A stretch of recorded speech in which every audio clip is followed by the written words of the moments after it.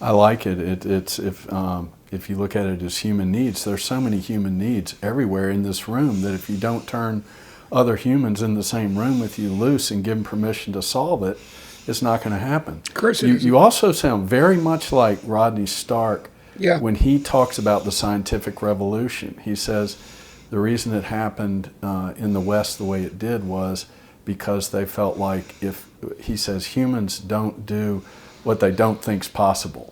So if they don't think it's possible to look at the world and find reasons for science doing what it does, they're not going to look for it.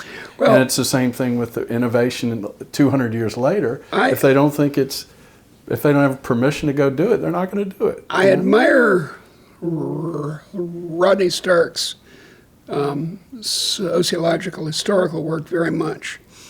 I might quarrel with him by pointing out that he might be a little bit Eurocentric in this respect.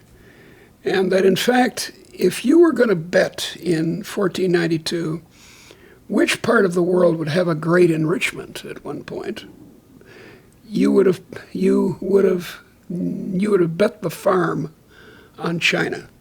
Because in 1492, China had the best ships, had the best law, had the best property rights, the best science, the best mathematics, the best technology, the best peace, long periods of completely secure internal peace.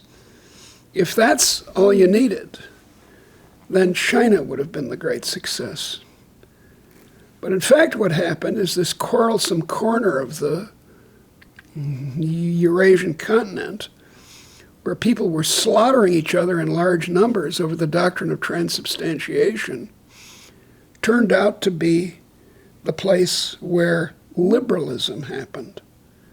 And that was the spring in the mechanical watch of the modern world.